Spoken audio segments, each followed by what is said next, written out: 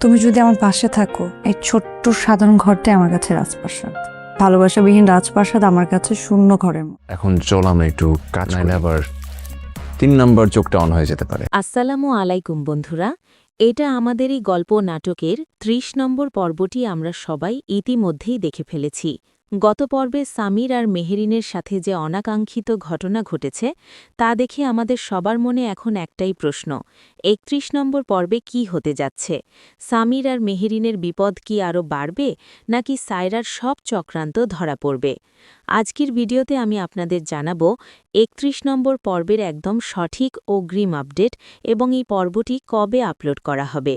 ভিডিওর মূল আলোচনায় যাওয়ার আগে আপনাদের কাছে ছোট্ট একটি অনুরোধ, আপনারা বর্তমানে কোন জেলা থেকে আমাদের ভিডিওটি দেখছেন তা অবশ্যই কমেন্ট করে আমাদের জানান। আর দয়া করে আমাদের এই ছোট্ট চ্যানেলটি অবশ্যই সাবস্ক্রাইব করে রাখবেন, যাতে নাটকের প্রতিটি আপডেট এবং নিখুঁত রিভিউ সবার আগে আপনার কাছে পৌঁছে যায়। বন্ধুরা, ৩০ নম্বর পর্বে আমরা দেখেছি সামির ও মেহেরিন একটি হোটেলে আশ্রয় নিলে সেখানে পুলিশ রেইড দেয় এবং তাদের থানায় নিয়ে যাওয়া হয়। ৩১ নম্বর পর্বে আমরা দেখতে পাব সামিরের বন্ধু মিজু থানায় গিয়ে তাদের জামিন করিয়ে আনবে ঠিকই, কিন্তু মেহেরিন মানসিকভাবে একদম ভেঙে পড়বে।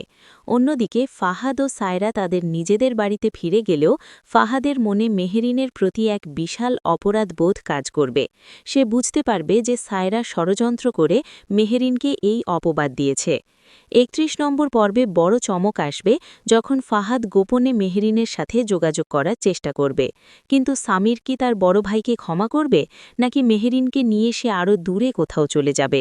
এছাড়া মেহেরিনের বাবা মা তাদের নিখোঁজ হওয়া নিয়ে চরম দুশ্চিন্তায় পড়বে এবং সামিরের বাড়িতে এসে তারা আসল সত্যটা জানতে পারবে। সামিরের বাবা মা কি তাদের ভুল বুঝতে পেরে সামিরকে ফিরিয়ে আনবে? এবার আসা যাক রিলিজ ডেট নিয়ে। সাধারণত এই নাটকটি প্রতি 2 থেকে 3 দিন পর সিনেমাওয়ালা ইউটিউব চ্যানেলে আপলোড করা হয়। সেই অনুযায়ী ৩১ নম্বর পর্বটি আগামী 2 দিনের মধ্যেই আপনারা দেখতে পাবেন ইনশাল্লাহ। বন্ধুরা, আপনাদের কি মনে হয়, ফাহাদ কি পারবে সায়রার মুখোশ সবার সামনে খুলে দিতে? কমেন্ট করে আপনাদের মতামত অবশ্যই জানাবেন। এটা আমাদেরই গল্প নাটকের সব লেটেস্ট আপডেট পেতে আমাদের সাথেই থাকুন। ধন্যবাদ।